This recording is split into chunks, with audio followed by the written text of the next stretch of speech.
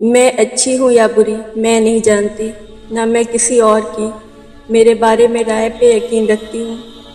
میں بس اتنا جانتی ہوں کہ میں نے کبھی کسی کا برا نہیں چاہا، اور جو لوگ کسی کا برا نہیں چاہتے اللہ تعالیٰ ان کے ساتھ کبھی برا نہیں کرتا۔ بار بار آنسو صاف کرنے کے بجائے ایک بار ہمت کر کے اپنی زندگی کو ان سے ہی صاف کر دیں جو ان آنسوؤں کی وجہ بنتے ہیں۔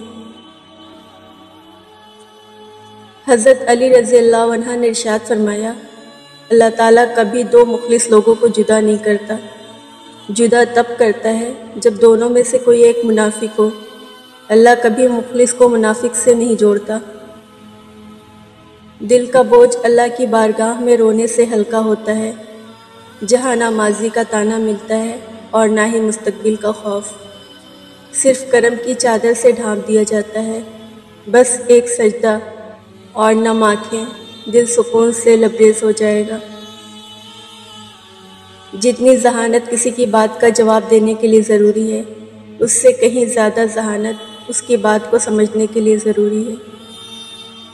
لوگ خوشیاں نہیں، اب سبق دیتے ہیں۔ جن سے محبت کا دعویٰ ہوتا ہے نا، انہیں اتنی آسانی سے دنیا میں گم ہونے کے لیے نہیں چھوڑا جاتا، انہیں پاس رکھنے کے لیے آخری حد تک کوشش کی جاتی ہے۔ پھر یوں ہوا اس شخص نے ثابت کر دیا، اسے فقط پالا گیا ہے، تربیت سے محروم رہ گیا وہ۔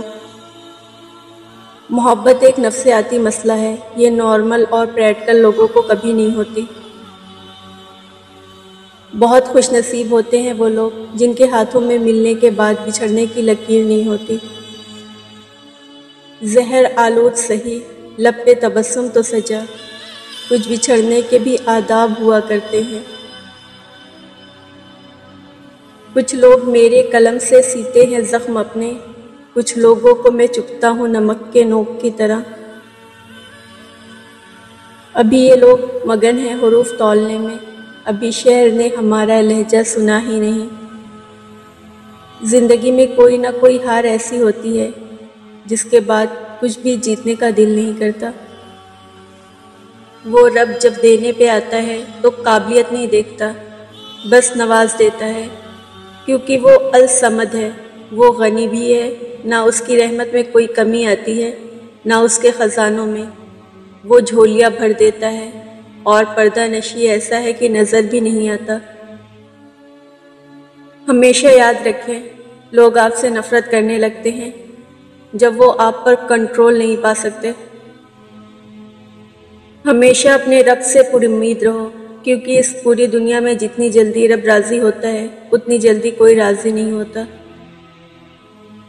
یا اللہ سب کی خواہشوں کو ان کے لیے بہترین بنا دے، آمین۔ جب بھی تم چاہو کہ تمہاری دعا عرش تک پہنچے اور مستجاب ہو جائے تو اپنے والدین کے لیے پہلے دعا مانگو۔ رحم اور مہربانی ایسی زبان ہے جو بہرے بھی سن سکتے ہیں، ایسا تاثر ہے جو اندھے بھی دیکھ سکتے ہیں۔ اگر کوئی شخص آپ کی غلط بات پر خاموشی اختیار کر لے تو سمجھ جائے وہ شخص کردار میں آپ سے بڑا ہے۔ پتھر سے کسی نے کہا، آؤ انسان بن جاؤ، پتھر نے جواب دیا، نہیں، ابھی میرے اندر وہ سختی پیدا نہیں ہوتی۔ ذلیل مت کرنا کسی فقیر کو چوکھٹ پر اپنی، وہ صرف بھیک لینے نہیں دعا دینے بھی آتا ہے۔ کیا ضروری ہے مسلح پہ فقط زاہد ہو، رونے والا کوئی میخوار بھی ہو سکتا ہے۔ لوگ سمجھتے ہیں بت صرف پتھر کی مورتی کا نام ہے، جبکہ ہر وہ چیز جس کی اہمیت اللہ سے بڑھ جائے وہی آپ کا بت ہے۔